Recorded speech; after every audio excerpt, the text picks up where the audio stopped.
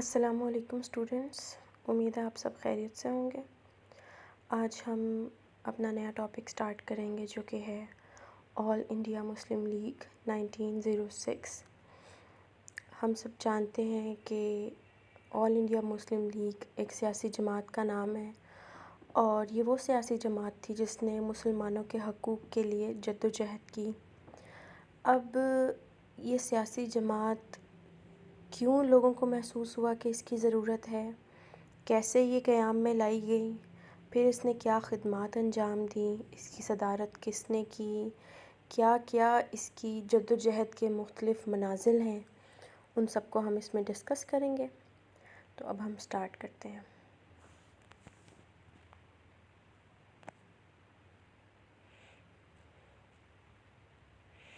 آل India Muslim league 1906 یعنی کہ تمام انڈیا، کل انڈیا کی مسلم لیگ۔ آل انڈیا مسلم لیگ کا قیام 1906 میں ڈھاکہ میں عمل میں لایا گیا۔ محمدن ایجوکیشنل کانفرنس کا سالانہ اجلاس ڈھاکہ میں منعقد ہوا۔ ہم پہلے پڑھ چکے ہیں کہ محمدن ایجوکیشنل کانفرنس کیا تھی، جس میں بہت سے علماء اور صاحب ثروت لوگ آیا کرتے تھے، اور مسلمانوں کے لیے وہ ایک پلاننگ کرتے تھے، ان کے حقوق کے بارے میں ڈسکشنز ہوتی تھیں۔ یہ ڈسکس ہوتا تھا کہ کیسے ہم نے کیا کرنا ہے، اب مسلمانوں کو کس چیز کی ضرورت ہے۔ وہ فنڈنگ بھی کرتے تھے، پھر مسلمانوں کے لیے مختلف جو بھی ایشوز ہوتے تھے ان کا حل نکالا جاتا تھا۔ کبھی یہی کانفرنس جو ہے مطلب یہیں پہ بیٹھ کے ڈسکس ہو رہا ہے کہ ان کے لیے تعلیمی کیا خدمات ہونی چاہیے، کبھی سیاسی۔ تو اسی طرح یہ کانفرنس کا ایک سالانہ یعنی کہ جو ہر سال منعقد ہوتا تھا وہ اجلاس ہو رہا تھا۔ اجلاس کے اختتام پر نواب سلیم اللہ خان نواب آف ڈھاکہ یعنی کہ جو ڈھاکہ کے حکمران تھے یا نواب تھے، ٹھیک ہے، تو وہ جو تھے نواب سلیم اللہ خان اجلاس کے اختتام پر انہوں نے خطاب کیا حاضرین سے، یعنی کہ جو لوگ وہاں حاضر تھے، اور نواب وقار الملک کی صدارت میں خصوصی اجلاس کا اہتمام کیا گیا۔ یعنی کہ صدارت کیا ہوتی ہے کہ جیسے کسی کوئی بھی پروگرام ہوتا ہے تو اس کو منظم طریقے سے چلانے کے لیے ایک میزبان ہوتا ہے، ایک اس کا صدر چنا جاتا ہے، تو وہ صدارت کر رہے تھے، وہ دیکھ رہے تھے تمام معاملات کو کہ اس پروگرام کو، اس اجلاس کو، اس تقریب کو کیسے لے کے چلنا ہے۔ نواب سلیم اللہ خان نے وقت کی ضرورت کو محسوس کرتے ہوئے تجویز پیش کی کہ مسلمانوں کے لیے ایک مستقل سیاسی جماعت تشکیل دینی چاہیے۔ اجلاس میں موجود تمام شرکاء نے متفقہ طور پر تجویز کو قبول کر لیا اور آل انڈیا مسلم لیگ قائم کر دی گئی۔ اس اجلاس میں نواب وقار الملک، نواب سلیم اللہ خان جنہوں نے اس کو سجیسٹ کیا ہے، مولانا محمد علی جوہر، حکیم اجمل خان، مولانا ظفر علی خان، نواب سمیع اللہ خان اور جسٹس شاہ دین نے بھی شرکت کی۔ یعنی کہ یہ ایک اجلاس ہوا اور اس میں انہوں نے خطاب کیا جس کی صدارت نواب وقار الملک کر رہے تھے، اور اس میں یہ شرکاء شامل تھے، اور اس میں نواب سلیم اللہ خان نے کہا کہ ہمیں ایک سیاسی جماعت کی ضرورت ہے، اور جو شرکاء تھے انہوں نے اس چیز کو کیا کہتے ہیں کنسیڈر کیا، انہوں نے اس بات کو سمجھا کہ ہاں اس امر کی ضرورت ہے۔ سر سید نے مسلمانوں کو سیاست سے دور رہنے کی نصیحت کی تھی، اس پر 19ویں صدی میں پوری طرح عمل کیا گیا۔ اب سر سید جو ہیں انہوں نے تو مسلمانوں کو کہا تھا کہ آپ نے سیاست سے دور رہنا ہے، تو اب یہ کہنا ایک دم سے کہ انہوں نے محمدن ایجوکیشنل کانفرنس کی بھی بنیاد رکھی۔ اب اسی کانفرنس کے ایک اجلاس میں انہی کے پڑھائے ہوئے یا انہی کے ساتھی، انہی سے انسپائرڈ لوگ موجود تھے، تو اب انہوں نے کیوں سیاسی جماعت کا تجویز پیش کر دی؟ یہ ایک انسان کے ذہن میں بات آتی ہے کہ انہوں نے سیاست سے روکا تھا، اور اب انہی کے ساتھی کہہ رہے ہیں انہی کی بنائی ہوئی کانفرنس کے اندر کہ اب کیا کہتے ہیں ایک سیاسی جماعت بنانی چاہیے۔ تو انہوں نے نیچے اس کی وضاحت دی ہے کہ بے شک انہوں نے روکا تھا، اور 19ویں صدی میں مسلمانوں کے ایسے حالات بھی نہیں تھے کہ وہ ایک سیاسی جماعت بناتے اور اس سے اپنے سیاسی مقاصد حاصل کرتے۔ اسی وجہ سے مسلمان 19ویں صدی میں سیاست سے دور رہے، لیکن اب مسلمان جو تھے وہ بہتری کی طرف گامزن تھے، اور انہوں نے اپنے تعلیمی اور سماجی اور معاشی اور سیاسی مسائل کی طرف جو ہے وہ ترقی شروع کر دی تھی، ان میں بہتری لے آئے تھے۔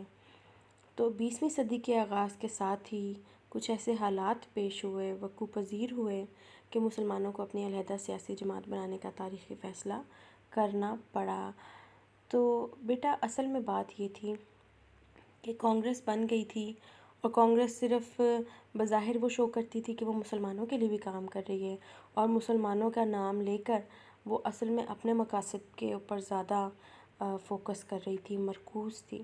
اسی لیے انہیں احساس ہوا کہ ہمارا نام استعمال کر کے کانگریس اور ہندوز اپنے مسائل، اپنے تمام تر جو خواہشات ہیں ان کو پورا کر رہے ہیں، تو اسی لیے مسلمانوں نے سوچا کہ ہم اپنی ایک پراپر، ایک مکمل، ایک باقاعدہ جماعت بنائیں، اور وہ جماعت ہمارے سیاسی مسائل کی نمائندگی کرے، ان کے حل کے لیے کام کرے۔ تو اسی لیے مسلمانوں نے کہا کہ نہیں، اب ایسے حالات ہیں کہ اب ہمیں براہ راست سیاست میں حصہ لینا پڑے گا۔ مسلم لیگ کے قیام کا پس منظر، درج ذیل عوامل آل انڈیا مسلم لیگ کے قیام کا باعث بنے۔ مطلب جو میں نے آپ کو شروع میں ہی کہا تھا کہ آخر کیوں سیاسی جماعت بنانی پڑی، کس طرح سے اس کا قیام عمل میں لایا گیا۔ انڈین نیشنل کانگریس، 1885 میں انڈین نیشنل کانگریس قائم ہو چکی تھی۔ اس پر 20ویں صدی کے آغاز میں انتہا پسند ہندوؤں کا غلبہ ہو چکا تھا۔ یہ میں نے آپ کو بھی ابھی بتائی بات کہ کانگریس بن چکی تھی اور بظاہر وہ سب کی نمائندہ جماعت تھی، لیکن اصل میں انتہا پسند ہندو اس کو چلا رہے تھے۔ کانگریس ہندو فرقہ پرستوں کے ہاتھوں میں کھیل رہی تھی، اور اس کی کوشش تھی کہ پورے ملک میں اکثریت کی حکومت قائم ہو جائے۔ اکثریت کس کی تھی؟ ہندوؤں کی۔ تو اگر پورے ملک میں ووٹنگ ہوگی، الیکشن ہوگا، تو کون جیتیں گے؟ ہندو۔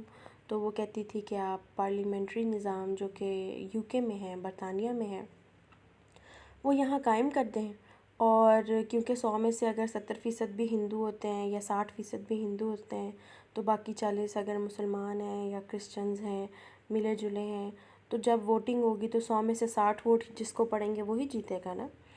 تو انہوں نے کہا کہ آپ الیکشن کرائیں اور اکثریت کی حکومت قائم ہو جائے، اور جو کہ اکثریت کیا ہوتی ہے، ہم کہتے ہیں کہ جیسے جمہوریت میں بھی تو اکثریت کی حکومت ہوتی ہے۔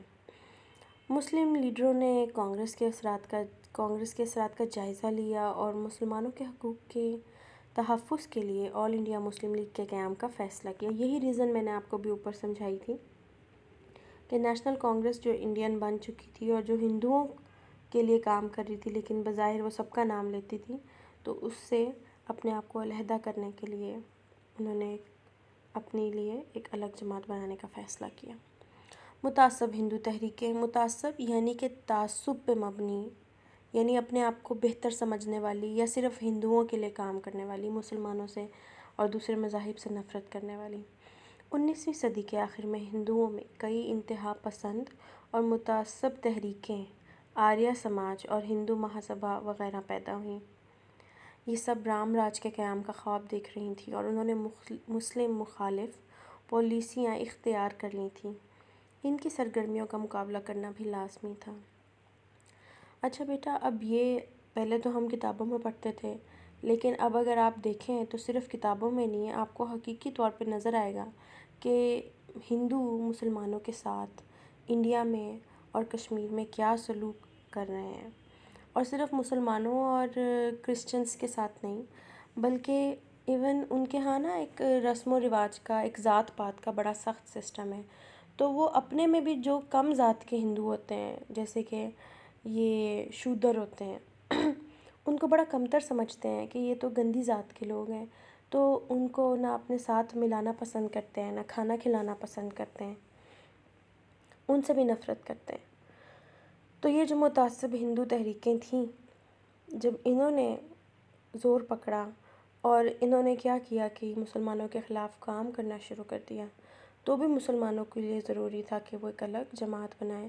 اب آئے دن ہمیں نظر آتا ہے کہ کسی مسلمان کو، ایک اکیلے مسلمان کو درخت سے باندھا اور اس کو اتنا مارا، اس کا خون نکل آیا، اس کی ہڈیاں ٹوٹ گئیں، اور وہ جان سے ہاتھ دھو بیٹھا۔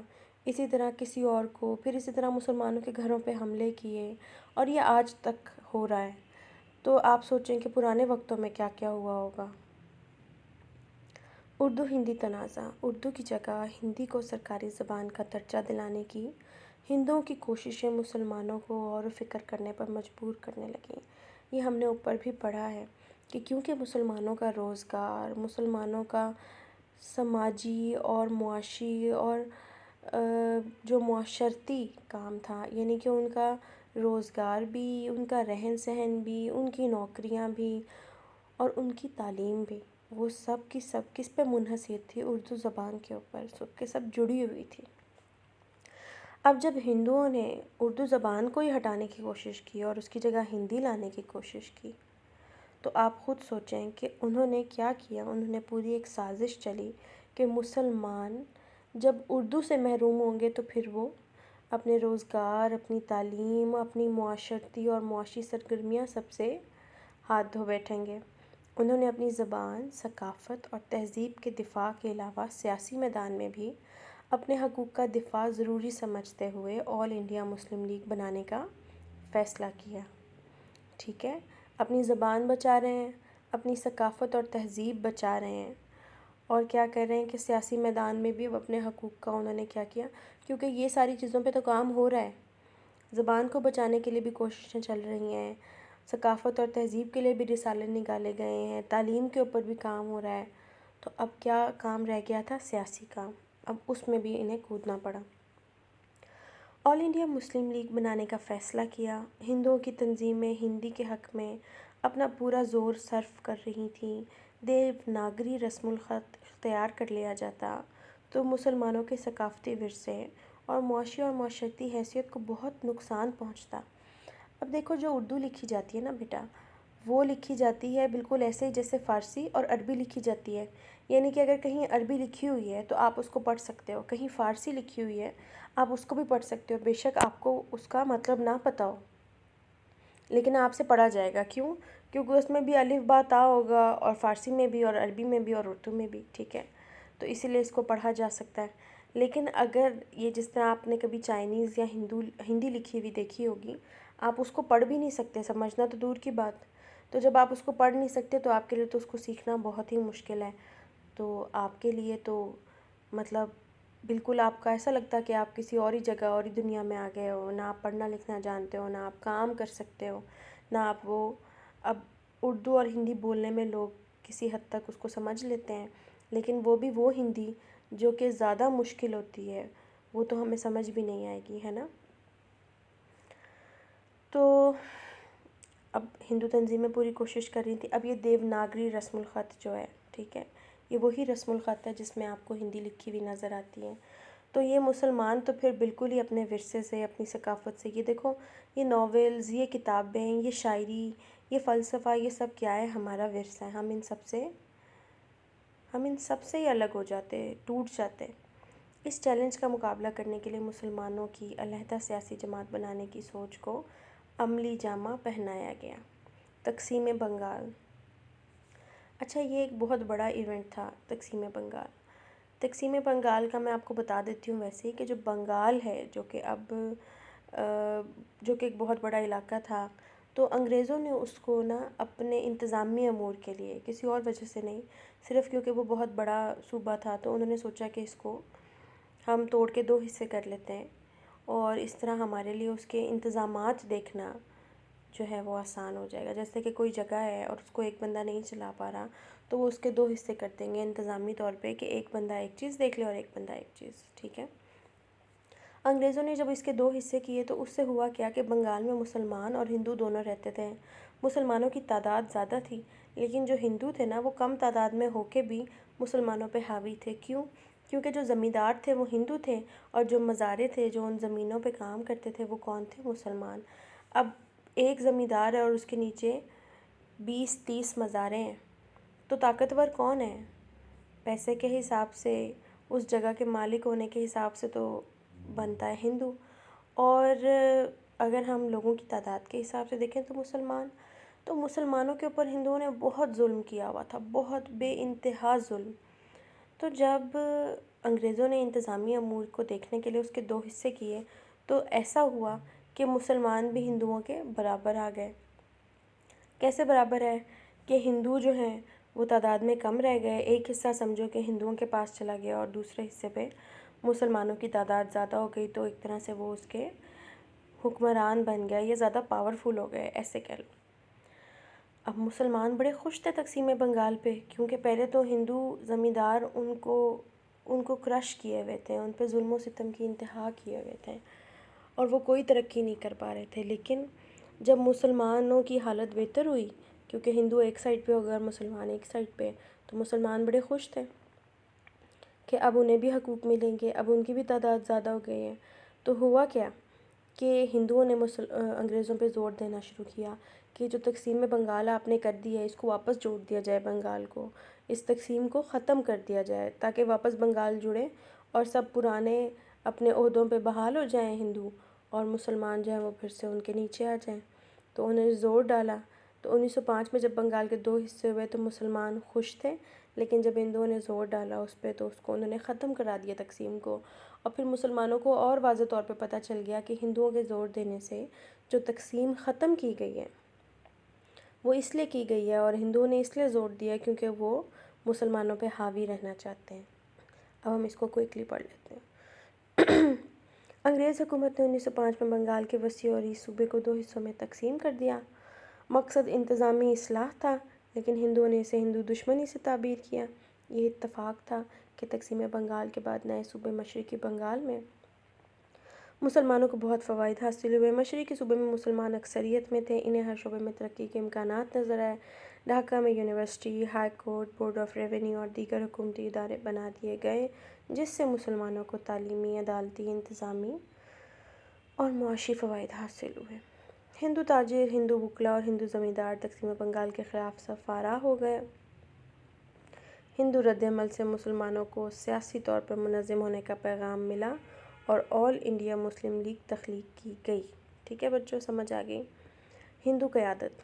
20ویں صدی میں ہندوؤں کی قیادت متوازن اور روشن خیال افراد کے ہاتھوں سے نکل کر مسلم دشمن، فرقہ پرست اور متعصب شخصیتوں کے ہاتھوں آ گئی، جن میں مدن موہن مالویہ، بال گنگادھر تلک اور سریندر ناتھ بنرجی وغیرہ شامل تھے، جو ہندوؤں کو مسلمانوں کے خلاف ابھارتے تھے۔ ان کی سرگرمیوں کے مقابلے میں مسلمانوں نے ایک مرکزی سیاسی جماعت بنانے کی تجویز کی۔ اب یہ بتا رہے ہیں کہ پہلے جب کانگریس بنی تھی تو اس طرح کے لوگ اس پہ حاوی نہیں تھے جس طرح کے بعد میں آ گئے انتہا پسند۔ اگر آپ نے ہندوؤں کی انتہا پسندی دیکھنی ہے تو آپ یہ دیکھ لو کہ ابھی بھارت میں جو ان کا پرائم منسٹر ہے، اس کو کیوں آخر وزیر اعظم کیوں بنایا گیا، اتنے بڑے عہدے پہ کیوں نوازا گیا؟ کیونکہ اس نے مسلمانوں کا گجرات میں قتل عام کیا تھا، جس میں ہزاروں لوگ چند مسلمانوں کے اوپر چڑھ دوڑتے تھے اور ان کو مار کر اور ان کو کاٹ کر اور ان کی بے حرمتی کر کے اور ان کو اذیت دے کر اپنے آپ کو طاقتور ظاہر کرتے تھے۔ ہمیں پاکستان میں ایسے الحمدللہ واقعات نظر نہیں آتے ہیں۔ اگر کبھی کوئی ایسا واقعہ نظر آتا ہے جو کہ بڑا افسوس کی بات ہے کہ ہو، تو وہ بھی اس طرح کا نہیں ہوتا، اتنا اذیت پسند۔ اگر خدا نخواستہ پاکستان میں یا کچھ مسلمان جو کوئی غلط راہ پر چل پڑے اور وہ اپنے مقاصد کے حل کے لیے اسلام کا لیبل اوڑھے اور کسی بھی معصوم پر، چاہے وہ کسی بھی مذہب کا ہو، ظلم کرے، تو یہ ہمارے مذہب کے بھی رو سے غلط ہے اور ہمارے ملک کی رو سے بھی غلط ہے۔ اور ہمیں پتہ ہے کہ کبھی جو اکا دکا واقعات ہوئے ان پہ بڑا سخت ایکشن لیا گیا اور ان میں جو بھی ملزمان تھے ان کو سخت سے سخت سزا دی گئی۔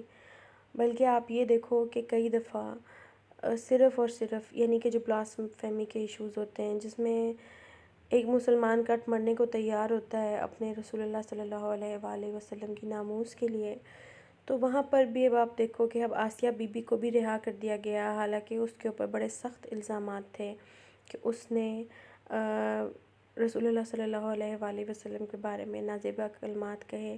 لیکن اس میں بھی پاکستان کی حکومت نے، عدلیہ نے بڑے دل کا مظاہرہ کر کے اور شک کا فائدہ دے کے کہ شاید یہ شک ہی ہو، شاید اس نے ایسا نہ ہی کہا ہو، اور گواہوں کے باوجود بھی اس کو چھوڑ دیا۔ کیوں چھوڑ دیا؟ کیونکہ کوشش کی گئی کہ چلو اگر وہ بے گناہ ہو تو پھر یہ ظلم نہ ہو، اور اس میں جتنے بھی چانسز تھے کہ شاید وہ بے گناہ نہ ہی ہو، ان چیزوں کو رد کر دیا گیا۔ لیکن مسلمانوں کے اوپر اور باقی بھی ایسے موقعوں پہ جہاں جہاں شک ہوا، کوشش کی گئی کہ ان کو سزائیں نہ دی جائیں جو کہ دوسرے مذاہب سے تعلق رکھتے ہیں، اور جہاں پر ان کے ساتھ ظلم ہوا، جہاں پہ وہ جان سے چلے گئے، تو وہاں پر جو مسلمان تھے، جو ان کے مجرم تھے، ان کو سزائیں دی گئیں، اور اس سزا میں کوئی بھی شک کی بنیاد یا کوئی بھی نرمی نہیں کی گئی، ٹھیک ہے۔ تو اس کے بالکل برعکس ہندو قوم، ہندو ریاست مسلمانوں کو بغیر کسی چارجز کے اور معصوم لوگوں کو بھی وہ قتل عام کا نشانہ بناتی ہے وہاں پر، اور اس چیز کو پذیرائی ملتی ہے، اس چیز پہ شاباشی ملتی ہے۔ بہرحال ہم آگے چلتے ہیں۔ تو اب ان لوگوں نے کانگریس کی باغ ڈور سنبھال لی تھی، اور اب آپ دیکھ لو کہ اب جو حالات ہیں اس دور میں، جہاں پوری دنیا انسانی حقوق کی رواداری کی، معافی کی اور نمائندگی کی بات کرتی ہے، اس دور میں بھی ہندو قوم اور ہندو سوچ ابھی بھی ویسی کی ویسی ہے، اور تب تو شاید اس سے بھی بدتر ہو۔ شملہ وفد، سیکرٹری برائے امور ہند، یعنی کہ ہند کا جو سیکرٹری تھا لارڈ مارلے نے پارلیمنٹ میں تقریر کرتے ہوئے اعلان کیا کہ بر صغیر میں جلد سیاسی اصلاحات متعارف کرائی جائیں گی اور سیاسی اداروں میں مقامی باشندوں کو نمائندگی دی جائے گی۔ وہ کیا کہہ رہا ہے؟ جو کہ برائے امور ہند تھا، یعنی کہ انڈین یا ہند کے جو معاملات کے بارے میں جو سیکرٹری تھا لارڈ مارلے، اس نے کہا کہ یہ لارڈ مارلے وہی ہے جو منٹو مارلے ریفارمز آئیں گے 1909 میں، ٹھیک ہے، لیکن ابھی اس نے کیا کہا ہے کہ ہم اصلاحات، یعنی کہ ہم بہتریاں لے کر آئیں گے، ریفارمز لے کے آئیں گے سیاسی طور پہ، اور یہاں پہ جو ادارے ہیں ان میں کام کرنے کے لیے ہم یہاں کے مقامی باشندوں کو ہی بھرتی کریں گے۔ مسلمانوں نے اپنے لیے متناسب نمائندگی کے حصول کی خاطر لارڈ منٹو وائسرائے ہند سے ایک وفد کی صورت میں جا کر 1906 میں ملاقات کی۔ اب وائسرائے ہند جو ہے، جو کہ ڈائریکٹ یہاں کا آپ کہہ لو کہ حکمران بنا ہوا ہے، وہ ہے لارڈ منٹو، اور جو وہاں پر دوسری طرف برطانیہ سے آتا ہے برائے امور ہند کے لیے جو سیکرٹری بنا ہوا ہے، وہ ہے لارڈ مارلے۔ مارلے نے کہا کہ اصلاحات لے کے آئی جائیں گی، اور منٹو وائسرائے ہند تھا، تو مسلمانوں نے جا کے اس سے پہلے ہی بات کی 1906 میں کہ دیکھیں اگر تو ان حالات میں الیکشنز ہوں گے، تو اگر 10 میں سے 6 ہندو ہیں تو جس کو زیادہ ووٹ ملے گا وہی جیتے گا، تو پھر ہمارے لیے تو الیکشنز جیتنا ناممکن ہے نا۔ تو اس نے کہا کہ آپ ہمارے لیے، مسلمانوں نے کہا، جداگانہ انتخابات کا طریقہ لے کے آئیں، جو کہ سر سید نے بھی کہا تھا، لیکن تب کس کے لیے کہا تھا؟ مقامی کونسلوں کے لیے، جو ہم نے بات کی تھی، جو چھوٹے لیول پہ کونسلز ہوتی ہیں۔ اب انہوں نے کہا ہے کہ ہر لیول پہ، بڑے لیول پہ، کہ بھئی آپ ہمارے لیے جداگانہ انتخابات لے کے آئیں۔ وہ کیا ہیں کہ جو ہندو ہے وہ ہندو کو ووٹ ڈالے گا، جو مسلمان ہے وہ مسلمان کو ووٹ ڈالے گا، تو اگر جو مسلمان کی سیٹ ہوگی اس پہ مسلمان ہی جیتے گا۔ لارڈ منٹو کا جواب خاصا حوصلہ افزا تھا۔ اپنے حقوق کے تحفظ کے لیے مسلمانوں نے اپنی مستقل سیاسی جماعت قائم کرنے کا فیصلہ کیا۔ اب جو یہ ایک وفد گیا تھا ایک سیاسی مقصد کے لیے لارڈ منٹو سے ملنے، اور اس نے آگے سے ہمیں ایک اچھا رسپانس دیا، تو اس کے بعد ہمیں احساس ہوا کہ ٹھیک ہے، اب ہمیں اپنی ایک سیاسی جماعت بنانی چاہیے، یعنی جب ہم اپنے سیاسی مسائل کو ایک باقاعدہ وفد کی صورت میں بیٹھ کے ڈسکس کریں گے، اس کو آگے لے کے چلیں گے، پرسو کریں گے، تو پھر ہمیں کیا ہوگا؟ یہ ہم سیاسی جماعت والا کام کر رہے ہیں، تو ہمارے سیاسی حقوق ہمیں حاصل ہوں گے۔ اچھا، اب اس کے بعد ہے، ہم یہ ایک ٹاپک اور پڑھ لیتے ہیں، آل انڈیا مسلم لیگ کے قیام کا مقاصد۔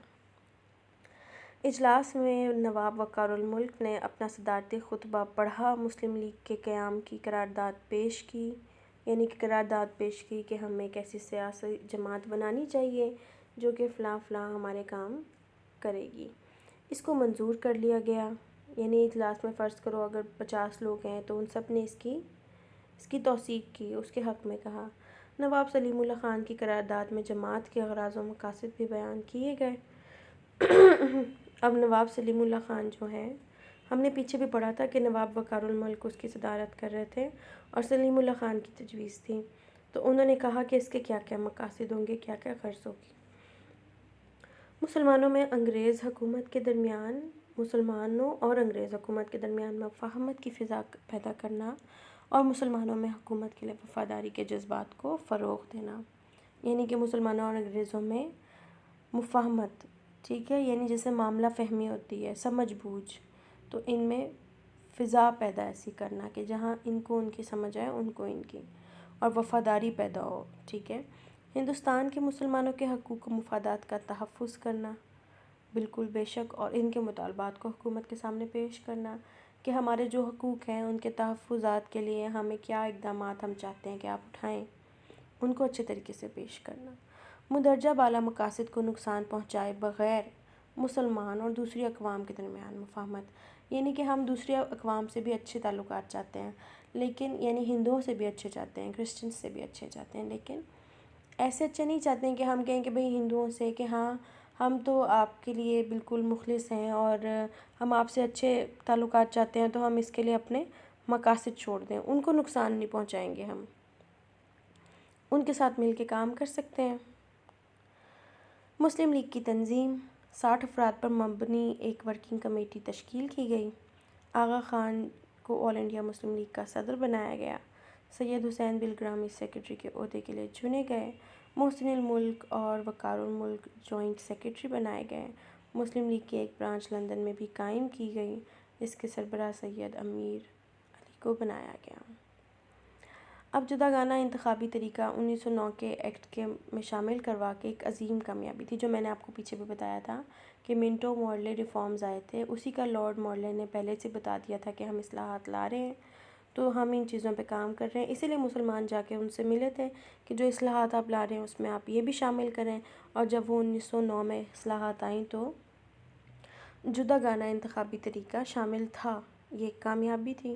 مختلف صوبوں میں ہائی کورٹوں کے ججوں کے طور پر مسلمانوں کی تعیناتی بھی ہوئی۔ وزیر امور ہند کی کونسل میں ایک مسلمان شامل کرایا گیا جس کا نام سید حسین بلگرامی تھا، اور یہ کون ہے، ہم نے اوپر پڑھا ہے کہ یہ سیکرٹری کے عہدے کے لیے چنے گئے تھے۔